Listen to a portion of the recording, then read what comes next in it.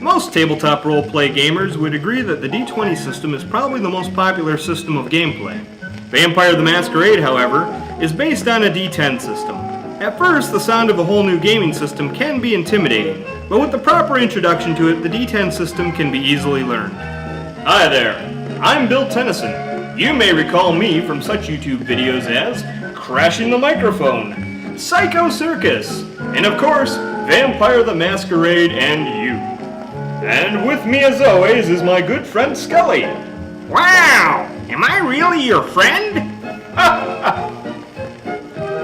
Let's get right to it. When most people hear of the D10 system, they immediately try to relate it to the D20 system. This is the wrong approach. The two systems are nowhere near alike.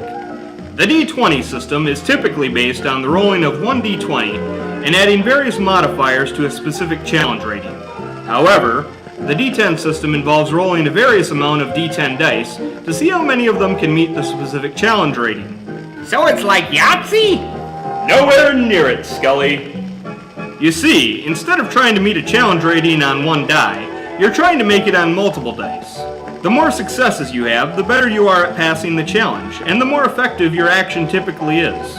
For example, let's say Charles Durning is trying to break down a wooden door, and he has a strength stat with 4 dots. To pull this feat off, Charles is going to have to roll at least one die above or equal to 6, because that is the difficulty to break down this wooden door. He has 4 dots in strength, so he'll get 4 d10s to roll. It appears that he has rolled a 5, a 6, a 9, and an 8. That means he's gotten 3 successes, and the door is sufficiently destroyed. That sounds pretty basic. Well, that's just an example of a roll with only one stat applied to it. For most actions, the rolls are a little more complex and typically involve one attribute and one ability combined. For example, Sam here is attempting to research some lore on defeating a Wendigo in a library. He's going to need to roll both his intelligence attribute and his occult knowledge ability. The difficulty for this task would likely be an 8 because the average library may or may not have a ton of information on Wendigos because they're a fairly obscure legendary monster. So Sam has an intelligence of 3 and an occult knowledge of 3. This gives him a combined total of 6 die to roll on his research roll. Oh no! Sam has rolled a 2, a 9, a 5, a 4, and 2 1s. Sam has met 1 success, but he has also rolled a 1 twice. Anytime a player rolls a 1, it is considered a botch, and it automatically cancels out 1 success. Furthermore, if there are more botches than successes, the roll is considered not just a failure, but a botch. In this case, not only has Sam not found any accurate lore on Wendigos, but he has learned from an error in a source that Wendigos can be easily negotiated with. For the record, Wendigos cannot be easily negotiated with. Sam is now likely to try to talk down a vicious, unreasonable monster. What happens if you roll a 10? I'm glad you asked. A roll of 10 is considered an automatic success, and often ends in a miraculous executed action. This can, however, be overturned if more 1s than 10s are rolled. Anytime a 10 is rolled, it effectively cancels out a botch. Gee, is that all there is to know about the game mechanics? No, you pitiful fool. There are many more mechanics to learn. A great asset to a player in Vampire the Masquerade is the use of willpower points. If faced with an exceptionally challenging task, a player may spend one of their willpower points to automatically succeed on that task. Alternatively, using willpower can be used to pull off feats of great strength. Say, for example, that tough guy T wants to attempt to punch his way through this concrete wall. According to the table, this is going to require a strength of at least 9. Tough guy T has 5 points in his strength attribute, making him strong enough to break open a metal door, but not strong enough to punch his way through this wall. Guy can use his level 3 Potence Discipline to increase his strength by 3 points, but this will only make him strong enough to break through a 3-inch lead pipe. It looks like that wall is going to get the last laugh. But Guy has one more trick up his sleeve. He can spend a willpower point and roll willpower instead of strength at a difficulty of 9. For this roll, it will be based on his maximum willpower score and not his current willpower pool. Difficulty 9 is a tough roll to make, but it's a chance that otherwise wouldn't be available. Willpower can also be spent to temporarily ignore a vice or derangement. For example, Tom here has just been hired by the prince to guard his private booze collection for an hour. Fortunately, the job pays very well. Unfortunately, Tom is an alcoholic. Tom would normally have to roll for self-control at a difficulty of 8, and unfortunately, Tom's self-control is only 1. Tom can instead spend a point of willpower, and automatically not have to worry about drinking his way out of a job and into his final grave for the night. So how can a vampire die? Do they have hit points?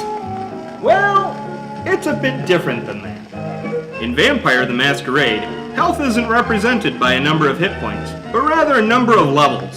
Aside from perfectly fine, there are 7 levels of damage a vampire can take before falling into torpor, or a state of dormancy as it's called. Each level of damage carries with it a penalty to all die pools. For example, if a character was to take 4 levels of damage, they would be considered wounded, and subtract 1 die from each roll they make until the damage is healed. Now if a vampire's health is reduced by 7 levels, they are considered to be incapacitated and can take no actions at all. Any further damage will automatically send them into torpor. A vampire in torpor will eventually come out of dormancy in a certain amount of time depending on their humanity score. But if a vampire takes any damage while in torpor, they will meet a final death and be forever defeated. What is aggravated damage? That too is very complicated. Probably the most complicated part of Vampire the Masquerade.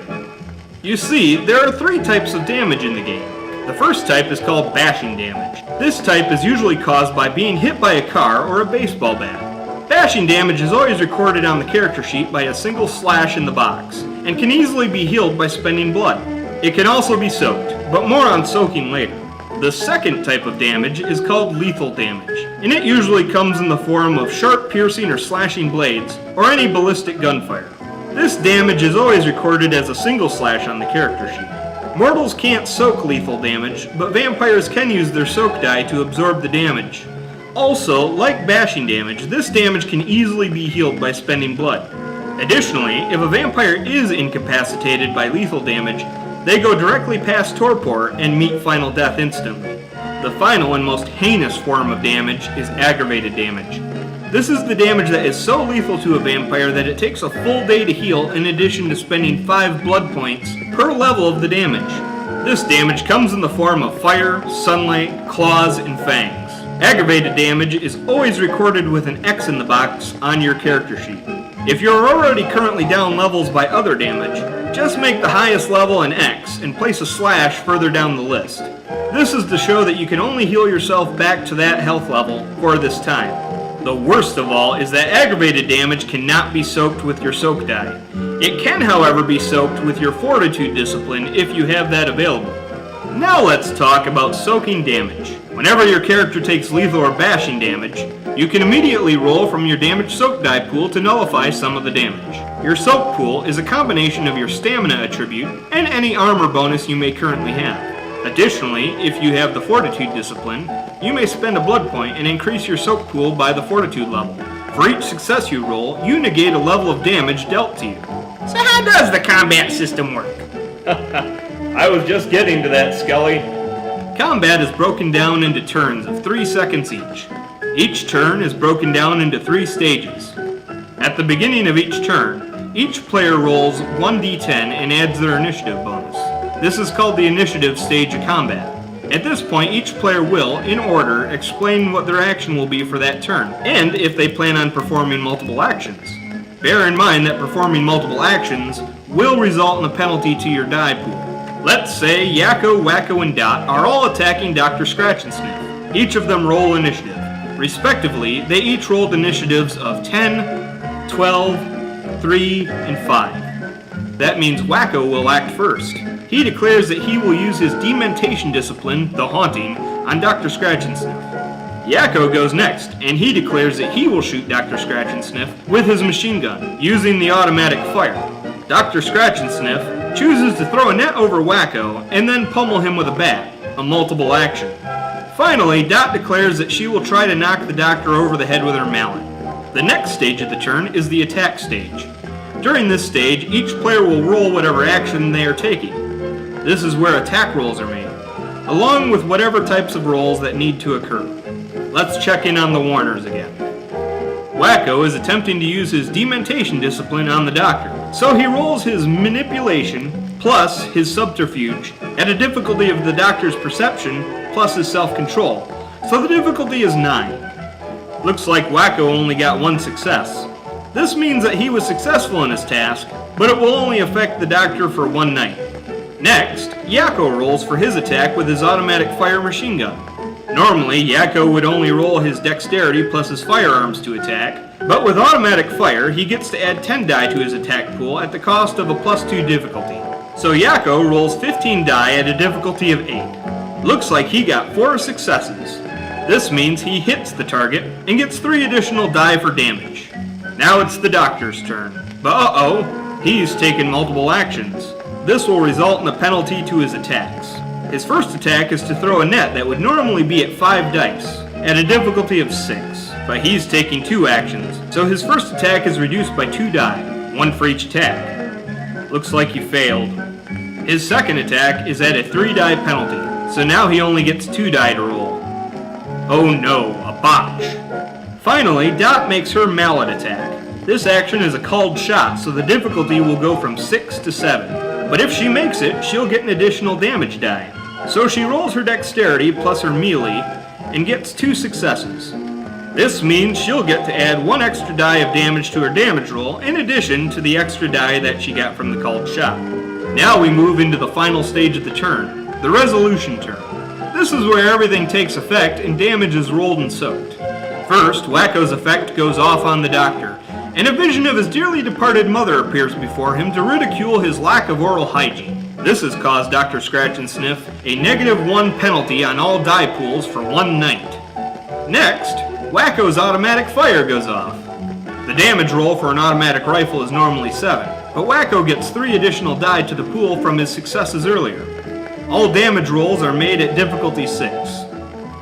Looks like Yakko got 3 successes. Now the doctor gets to attempt to soak the damage. He has a soak pool of 5, but he is currently at a 1 die penalty from Wacko's dementation discipline, so he can only roll 4 die to soak at a difficulty of 6. It looks like the doctor was able to soak at least 2 levels of lethal damage, and is now only reduced to the bruised condition. Next, the doctor's attack goes off. The net misses, and due to the botch, the doctor has hit himself in the shin with his own baseball bat. The damage for the baseball bat is his strength plus 2, so he has to roll 4 damage die on himself. Luckily for him, he's at a 1 die penalty, so he really only has to roll 3. Oh no, it looks like he got 3 successes. Now he can roll to soak the damage. Well, at least he soaked 1 of those levels of damage, and now he's at the injured level, giving him an additional -1 penalty to his die pools. Finally, Dot's attack with her mallet goes off. Her mallet does damage equal to her strength plus 2, but she has an additional success on her attack, so her damage pool goes from 4 to 5. Well, look at that. Dot rolled 1 success and a 10, which is a critical success. This means that she does 3 levels of damage to the doctor instead of just 2. Now the doctor can attempt to soak that bashing damage, but now he's at a -2 penalty to all die pools, so he only gets to roll 3 soak die. Fiddlesticks. Looks like that doctor is taking all 3 levels of bashing damage, reducing him to the crippled stage, and reducing all his die pool rolls by 5 die. Well, it sure seems like that doctor's in a whole lot of trouble. Yes, it does, Skelly, and it also looks like we're just about out of time. I hope this short video helped you understand the gameplay mechanics of Vampire the Masquerade, and don't forget the #1 rule of any tabletop RPG. Just have fun. Happy gaming!